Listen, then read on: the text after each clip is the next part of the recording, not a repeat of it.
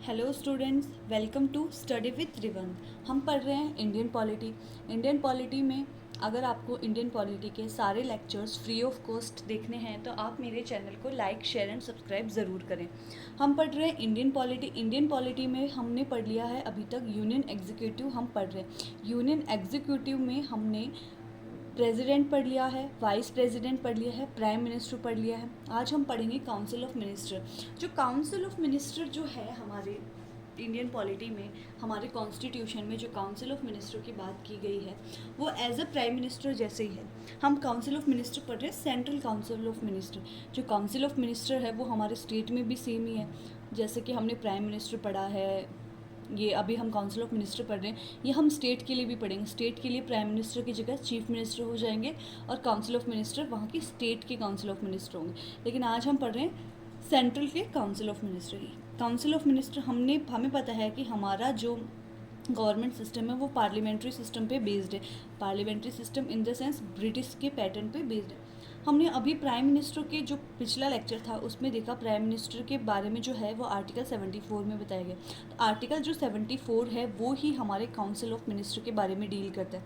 Article 74 क्या कहता है? आर्टिकल जो 74 है, आर्टिकल 74 जो है वो प्राइम मिनिस्टर के बारे में भी डील करता है और वो आर्टिकल 74 ही हमारे काउंसिल ऑफ मिनिस्टर के बारे में भी डील करता है। तो आर्टिकल 74 के अकॉर्डिंग क्या, there shall be council of minister with prime minister, मतलब there shall be a council of minister headed by the prime minister appointed by the president. मतलब कि काउंसिल ऑफ मिनिस्टर होने चाहिए जिनके हेड प्राइम मिनिस्टर होंगे to aid and advise the president. President को aid and advice करने के लिए काउंसिल ऑफ मिनिस्टर होनी चाहिए। उस काउंसिल ऑफ मिनिस्टर के हेड जो हैं वो प्राइम मिनिस्टर होंगे। तो काउंसिल ऑफ मिनिस्टर की बात जो है वो हमारे आर्टिकल 74 में बताई गई है। काउंसिल ऑफ मिनिस्टर जो हैं वो प्रेसिडेंट को एड एंड एडवाइस करेंगे, ठीक है। अब इसमें हमने एक चीज़ भी देखी थी, जो प्रेसिडेंट हैं वो जो सारा काम है, जो काउंसिल ऑफ मिनिस्टर है headed by the prime minister, उसी के एडवाइस पे सारा काम जो है वो प्रेसिडेंट करेंगे, ठीक है। अब प्रेसिडेंट क्या है? पहले हमने एक चीज़ देखी थी भाई, प्रेसिडेंट को कोई भी जो डिसीजन है या डिस्कशन है वो काउंसिल ऑफ मिनिस्टर प्रेसिडेंट को भेजती है। मतलब प्राइम मिनिस्टर भी उनमें शामिल कर लो। प्राइम मिनिस्टर और काउंसिल ऑफ मिनिस्टर जो है वो प्रेसिडेंट को हमारे कोई डिसीजन भेजती है। तो प्रेसिडेंट क्या करते हैं कि भाई प्रेसिडेंट के पास पहले ये पावर नहीं थी। पहले क्या था, जो 42nd कॉन्स्टिट्यूशनल अमेंडमेंट हुआ था 1976 में, इसमें ये अमेंड कर दिया था कि जो भी भाई काउंसिल ऑफ मिनिस्टर है, जो भी एडवाइस प्रेसिडेंट को देंगे वो प्रेसिडेंट पे बाइंड होगी और प्रेसिडेंट उसमें कुछ नहीं कर सकता। भाई जो एडवाइस उन्होंने भेजी है उसको प्रेसिडेंट अप्रूव करेंगे, इसमें कोई भी चेंज भी नहीं हो सकता। लेकिन फिर क्या किया गया, जो 44th कॉन्स्टिट्यूशनल अमेंडमेंट हुआ इसके अंदर ये बोला गया कि प्रेसिडेंट को, जो काउंसिल ऑफ मिनिस्टर्स जो है वो प्रेसिडेंट को एडवाइस करेंगे, ठीक है। लेकिन वो एडवाइस जो प्रेसिडेंट है एक बार रिकन्सिडरेशन के लिए भेज सकते। काउंसिल ऑफ मिनिस्टर ने, जो हमारे काउंसिल ऑफ मिनिस्टर हैं, इन्होंने प्रेसिडेंट को एडवाइस भेजी, ठीक है। प्रेसिडेंट को एडवाइस पसंद नहीं है कि ये चीज़ सही नहीं है, ये कुछ गलत है, तो प्रेसिडेंट उस एडवाइस को काउंसिल ऑफ मिनिस्टर के पास भेजेंगे, बोलेंगे कि आप इसे रिकन्सिडर करो, ठीक है। लेकिन एक बार लेकिन अगर जो काउंसिल ऑफ मिनिस्टर है उसी एडवाइस को दोबारा प्रेसिडेंट को भेजें तो प्रेसिडेंट बाउंड होते हैं कि वो उस चीज़ को अप्रूव करें, ठीक है। तो ये जो वंस एक बार रिकन्सिडरेशन की जो बात है ये 44th कॉन्स्टिट्यूशनल अमेंडमेंट पे लागू की गई है। लेकिन जो 42nd कॉन्स्टिट्यूशनल अमेंडमेंट था उसमें क्या था कि जो भी है, जैसी भी एडवाइस हमारे council of minister headed by prime minister ने दे दी उसको प्रेसिडेंट को मानना ही पड़ेगा। प्रेसिडेंट जो है वो खुद की मर्ज़ी से कोई डिसीजन नहीं ले सकते। सारा जो डिसीजंस है वो काउंसिल ऑफ मिनिस्टर और प्राइम मिनिस्टर की एड एंड एडवाइस पे ही लिए जाते हैं। आर्टिकल जो 75 है वो डील करता है, वो किस चीज़ के बारे में डील करता है? ये डील है article 75 deal of the appointment, oath, tenure and responsibility of council of minister. तो ये सारी चीज़ें हम देखेंगे। हमने देखा कि प्राइम मिनिस्टर को जो है वो प्रेसिडेंट अपॉइंट करते हैं। हमने ये भी देखा था कि काउंसिल ऑफ मिनिस्टर को भी अपॉइंट प्रेसिडेंट ही करते, लेकिन प्राइम मिनिस्टर की एडवाइस पे। बिना प्राइम मिनिस्टर के एडवाइस पे प्रेसिडेंट किसी भी पर्सन को as a council of minister appoint नहीं कर सकते। जिन पर्सन की एडवाइस प्राइम मिनिस्टर करेंगे कि भाई इन पर्सन एक्स को एज ए मिनिस्टर बनाओ, उसी को प्रेसिडेंट काउंसिल ऑफ मिनिस्टर में शामिल करेंगे या काउंसिल ऑफ मिनिस्टर अपॉइंट करेंगे, ठीक है। काउंसिल ऑफ मिनिस्टर्स के लिए क्या क्या प्रोविजंस हैं वो देखते हैं हम कि the total number of minister including prime minister in council of minister shall not exceed 15% of the strength of the Lok Sabha.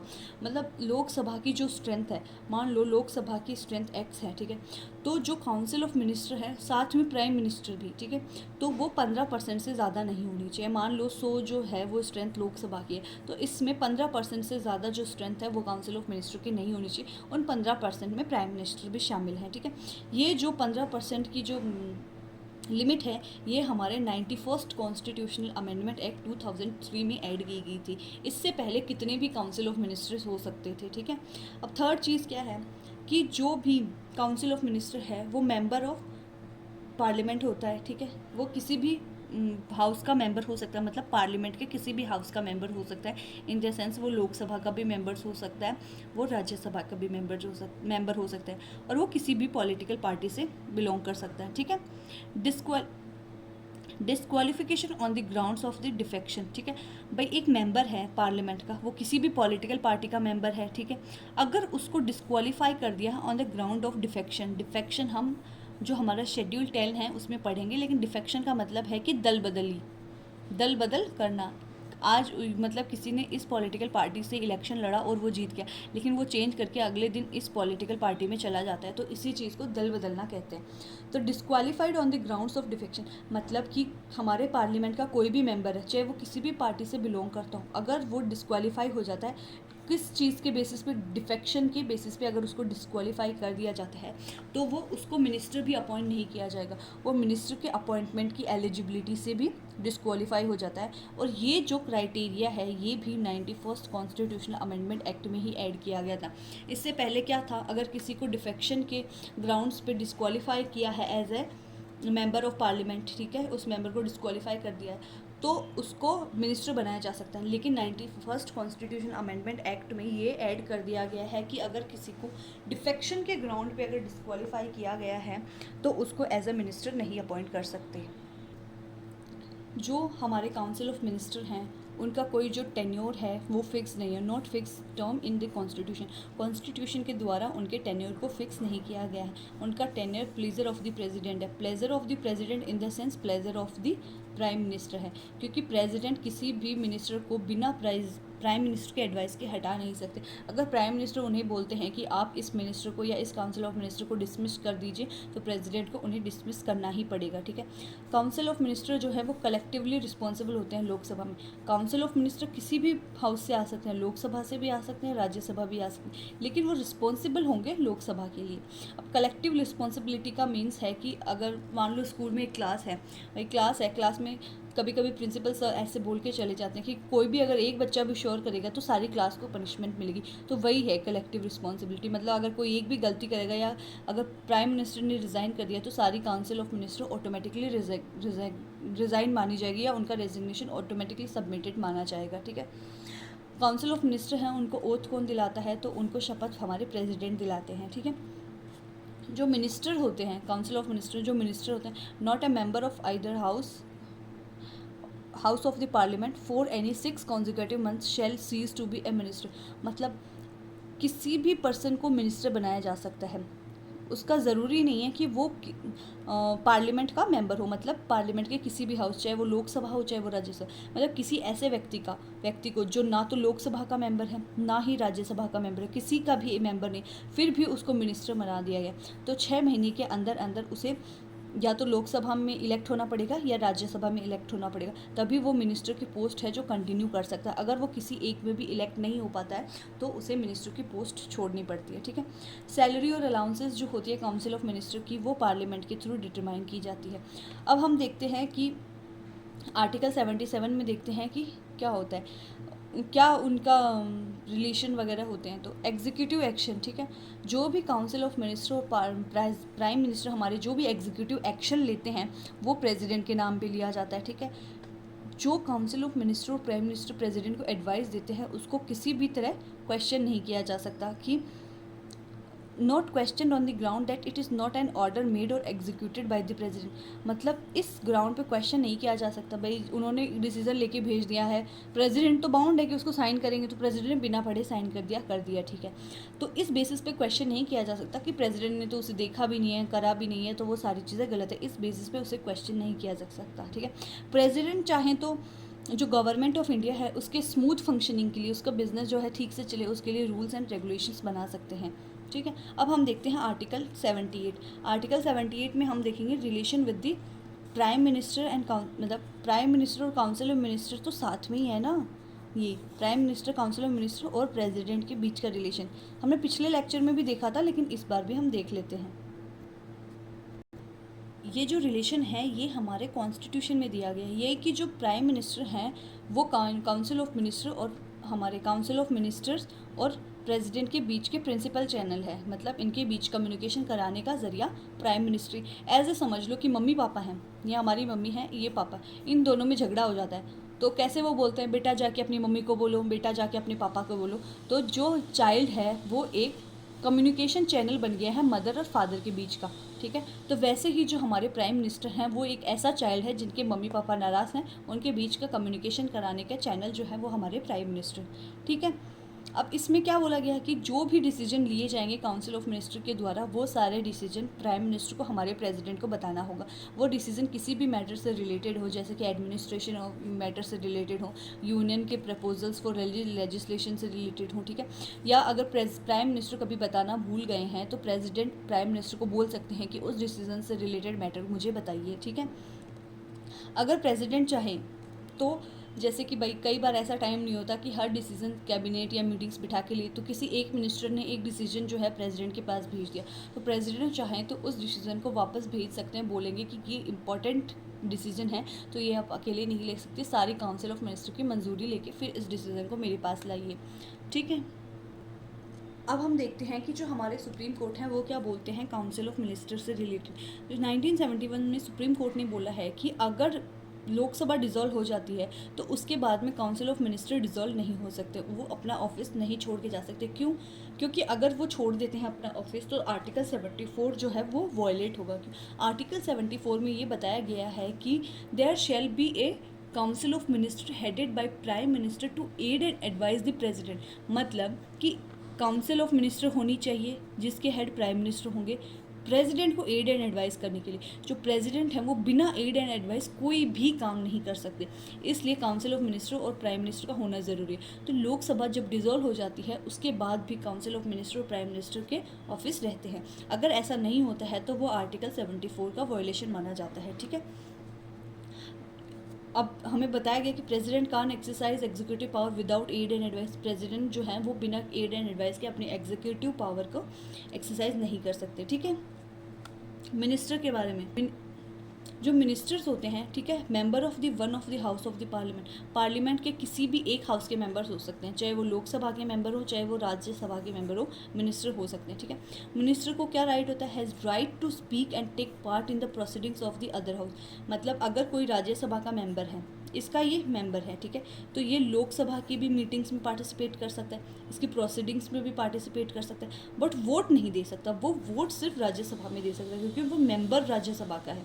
अगर वह यहाँ भी वोट देगा यहाँ भी वोट देगा तो दोनों जगह डबल काउंटिंग हो जाएगी ना, इसलिए वो वोट सिर्फ उसी हाउस में दे सकता है जिसका वो मेंबर है। दूसरे हाउस की वो मीटिंग्स प्रोसीडिंग्स को अटेंड कर सकता है, ठीक है, स्पीक बोल भी सकता है वहाँ, लेकिन वोट नहीं दे सकता।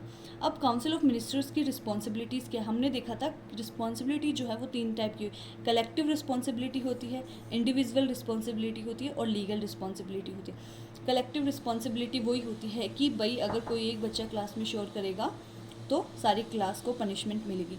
जो प्राइम मिनिस्टर और जो काउंसिल ऑफ मिनिस्टर वो एज ए टीम की तरह वर्क करते हैं, स्विम एंड सिंक साथ में डूबेंगे और साथ में तैरेंगे, तो इनकी कलेक्टिव रिस्पॉन्सिबिलिटी होती है।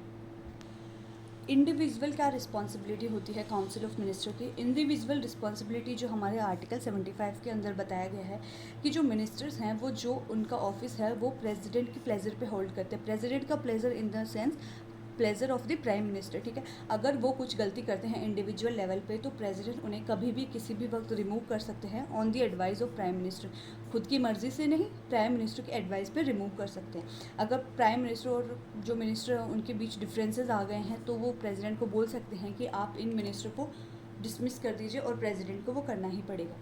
लीगल रिस्पॉन्सिबिलिटी क्या है? किसी भी काउंसिल ऑफ मिनिस्टर की कोई लीगल रिस्पॉन्सिबिलिटी नहीं है, क्योंकि वो जो भी काम करते हैं सारा काम तो as the name of president के नाम पे होता है, तो उनकी कोई लीगल रिस्पॉन्सिबिलिटी नहीं है। और जो हमें काउंसिल ऑफ मिनिस्टर जो एडवाइस करते हैं प्रेसिडेंट को, उसको किसी भी कोर्ट में चैलेंज नहीं किया जा सकता। अब हमारे काउंसिल ऑफ मिनिस्टर का कंपोजिशन क्या है? इनमें composition of council of minister ये 3 टाइप की कैटेगरी होती है। कैबिनेट मिनिस्टर्स होते हैं, डेप्यूटी मिनिस्टर्स होते हैं, और मिनिस्टर ऑफ स्टेट्स होते हैं। हमने देखा कि 3 तरह की कैटेगरीज होती है। कैबिनेट मिनिस्टर्स होते हैं, डेप्यूटी मिनिस्टर होते हैं, मिनिस्टर ऑफ स्टेट होते हैं। ये हमारे काउंसिल ऑफ मिनिस्टर में 3 टाइप की कैटेगरीज हैं, ठीक है। कैबिनेट मिनिस्टर में कौन से होते हैं? जो इंपॉर्टेंट मिनिस्ट्रीज़ होती हैं, इंपॉर्टेंट जो मिनिस्ट्रीज़ होती हैं वो कैबिनेट मिनिस्टर्स में आते हैं। जैसे कि हमारे इंपॉर्टेंट मिनिस्टर्स जो होते हैं वो कैबिनेट मिनिस्टर, जैसे कि हमारे home minister, finance minister, defence minister, external affair minister, ठीक है।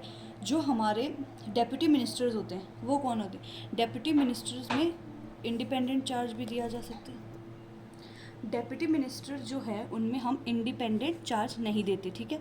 न वो इंडिपेंडेंट चार्ज मतलब किसी एक मिनिस्टर को एक मिनिस्ट्री नहीं देते हैं, इंडिपेंडेंट चार्ज नहीं दिया जाता, ठीक है। इनको अटैच किया जाता है किसी कैबिनेट मिनिस्ट्री के साथ, ठीक है, और या किसी स्टेट मिनिस्ट्री के साथ। हम पढ़ेंगे मिनिस्टर ऑफ द स्टेट्स, ठीक है। स्टेट्स के मिनिस्टर पढ़ेंगे तो या तो इन्हें कैबिनेट के साथ अटैच किया जाता है या स्टेट के साथ अटैच किया जाता है। डेप्यूटी मिनिस्टर्स को इंडिपेंडेंट चार्ज नहीं दिया जाता। मिनिस्टर ऑफ स्टेट क्या होता है? या इन्हें इंडिपेंडेंट चार्ज भी दिया सकता है या इन्हें कैबिनेट मिनिस्टर्स के साथ भी अटैच किया जा सकता है। मतलब इंडिपेंडेंट चार्ज ये है कि इंडिपेंडेंट चार्ज कोई एक मिनिस्ट्री दे देंगे कि आप इसे संभालो, और अटैच कर दिया जाता है कैबिनेट मिनिस्टर्स के साथ भी कि आप इसके साथ में अटैच करके काम संभालो। इंडिपेंडेंट चार्ज देने का मतलब है कि ये कैबिनेट के मेंबर नहीं होते, ना ही इसकी मीटिंग अटेंड कर सकते हैं जब तक इन्हें इन्वाइट ना किया जाए। अगर इन्वाइट किया गया है तो ये उसकी मीटिंग अटेंड कर सकते हैं, ठीक है। पार्लियामेंट्री जो सेक्रेटरी है ये भी जब अगर चाहे तो इसको भी बना सकते हैं, लेकिन अभी तक इसको एक बार ही बनाया गया 1969 में राजीव गांधी के टाइम, उसके बाद में इसको कभी नहीं बनाया गया। काउंसिल ऑफ मिनिस्टर में इतना ही था। अभी हम नेक्स्ट जो पढ़ेंगे वो हमारे यूनियन एग्जीक्यूटिव उनका लास्ट जो टॉपिक है वो है अटॉर्नी जनरल ऑफ इंडिया। अगर आपको इंडियन पॉलिटी के सभी लेक्चर्स फ्री ऑफ कॉस्ट देखने हैं तो आप मेरे चैनल को लाइक, शेयर एंड सब्सक्राइब ज़रूर करें। आपको इसी चैनल पे विजन IAS के मंथली करंट अफेयर के मैगजीन का एनालिसिस भी मिल जाएगा, तो आप जाके वहाँ भी देख सकते हैं।